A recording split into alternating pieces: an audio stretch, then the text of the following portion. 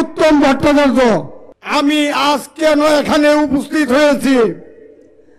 আজ ৭১ সালে বাংলাদেশ স্বাধীনের পর থেকে প্রতিটা বার সরকার পতনের পর, সরকার গঠনের পর আমার হিন্দু ভাইদেরকে হত্যা, খুন, গুম, লুটপাট, বাড়িঘর দখল, অগ্নি সংযোগ করা হয়। প্রতিটা বার বলা হয় জামাত ইসলাম এই দেশের রাজাকার, এরা এদেরকে এই খুন করেছে, বাড়িঘর লুটপাট করেছে, দখল করেছে। ওই আমি তো দেখিনি। আমি দেখেছি প্রতিটা বার যে সরকার ক্ষমতায় গ্রহণ করেছে তারাই আমাদের উপর এই নির্মম নির্যাতন, খুন, ধর্ষণ, চাঁদাবাজি, বাড়িঘরে অগ্নি সংযোগ, ধর্ষণ করেছে। আর আজ থেকে 17 বছর দেশ পরিচালনার দায়িত্বে ছিলেন আওয়ামী লীগ। আওয়ামী লীগের শাসন আমলে 7 বার আমার হিন্দু ভাইদেরকে, 7 বার লক্ষ লক্ষ মা বোনদেরকে তারা নষ্ট করেছে, সংগম নষ্ট করেছে, খুন করেছে। এবং 7 বার যা হয়েছে তা প্রতিটা বার দোষ দেওয়া হয়েছে বাংলাদেশ জামাত ইসলামকে ও বিএনপিকে।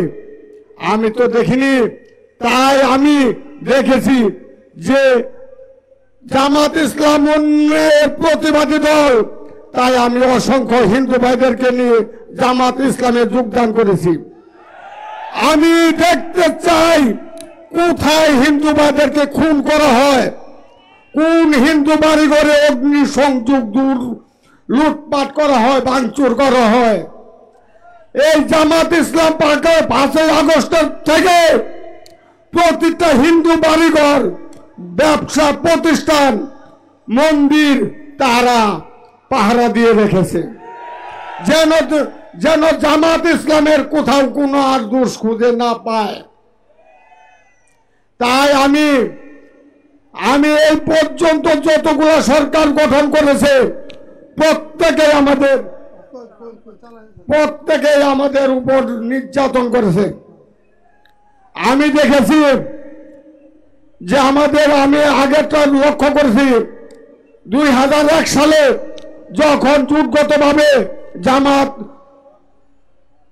সরকার গঠন করেছিল তখন মৌলানা মতিউর রহমান নিজামী ছিলেন শিল্পপতি। উনি দুপুরে লাঞ্চ খায় নাই, বাসার থেকে ভাত নিয়ে গেছে। উনি উনার আত্মীয় স্বজনের বাড়িতে সরকারি গাড়ি নিয়ে যান নাই, নিজের প্রাইভেট গাড়ি নিয়ে গেছিল। সরকারি খরচ উনি বহন করেন নাই। আজ তাদেরকে বলা হচ্ছে রাজাকার। আমি 71-এর যুদ্ধ দেখিনি, আমি 2020-এর করোনা মহামারীর যুদ্ধ দেখেছি। কে রাজাকার আর কে মুক্তি বাহিনী আমি চিনেছি। এই দেশে আর জামাতকে কেউ গালি দিয়ে কথা বলবেন না। জামাত ইসলাম রাজাকার না। আগামীতে জামাত ইসলাম সরকার গঠন করবে, আমরা দেখব। আমরা সনাতন ধর্ম অবলম্বী যারা আছি, হিন্দু, বৌদ্ধ, খ্রিস্টান, প্রত্যেকে দেখতে চাই জামাত ইসলাম সরকার গঠন করবে।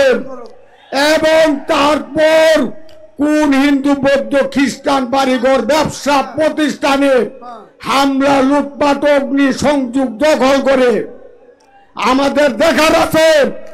আজকে এখানে আমরা শপথ করব যে আমাদের বাড়িঘরে লুটপাট, অগ্নি সংযোগ করবে তাদের হাত ভেঙে দেব। আমরা তাদের হাত ভাঙতে চাই। আমি বক্তব্য দেওয়ার সময় আমার নেই।